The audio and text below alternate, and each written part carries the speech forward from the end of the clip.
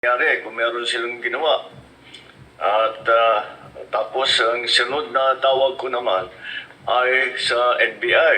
At tinanong ko sa mga NBI at Director Matipad, kayo ba ay pumasok sa Senado? Sabi niya, wala kang, wala kang instruction. Sabi sa akin, wala kang instruction, sir.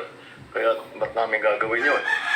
Kaya masasabi ko sa ating mga kababayan, yung nakikita po ninyo na naka-uniforme sa loob, sa mga sa news.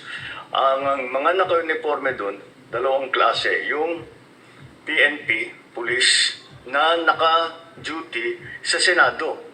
Nandun sila. Tanga, hindi iyan ang gusto naming malaman. Ang gusto naming malaman, bakit mo inutusan ng NBI na hayop ka? Yung isa pang may hawak na naka-uniforme ay yung Marines, may Marine Detachment. Okay nang ina mo ka? Talaga sa Senado, tiga dun sila. Ang pagtrabaho nila is secure ang Senado. Tangina mo, adik ka na nga, bulul-bulul ka pang yawa ka. Wala pang kalinawan yung sinasabi mo.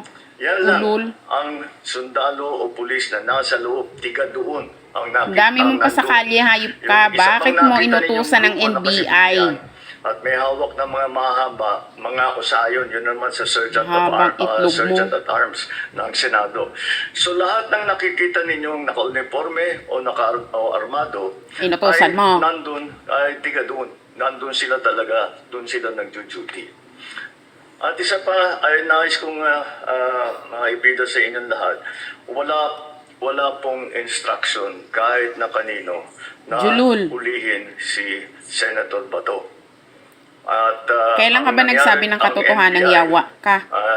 Sinabihan ko nung lumabas yung resolution ng Supreme Court, mga alas 4 yung ng hapon, ay sinabi ko, umalis na kayo dyan. At nag-comply naman sila. Kaya nung kausap ko si Director Matibag, sabi niya walang NBI doon, nandito lahat kami sa opisina.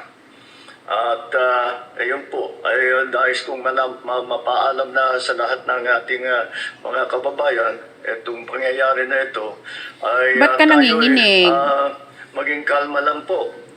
Hay ka na namang yawa ka. Si Senate President Alan Cayetano, at nag-agree kami. We agree that the thing to do now is to tell our people all to calm down.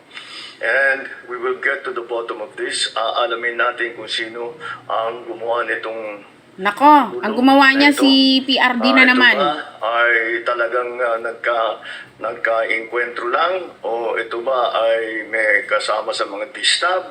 O nagsusimula ng gulo? Ikaw ang nagde-destabilize ng sarili mong gobyernong hayop ka. Ang Senado at saka ang PNP tungkol dito. At masasabi ko lang, at para hindi po mag-alala ang taong bayan, hindi po gobyerno ang gumawa nito. Nakita mo na? Walang sinungaling kang hayop ka. Tigalabas na sundalo, na militar, na NBI. Ginawa mo na yan, adik, sa KOJC. Sino yun na sumubok na pumasok at saka dahil doon ay nagkaputukan. Aalamin po natin. At kinukuha po natin, kinukulikta natin ngayon lahat ng ebidensya na nandiyan. Maraming salamat po. Kalma lang po. Asahan ninyo yung gobyerno po ninyo. Hindi gagawin ito.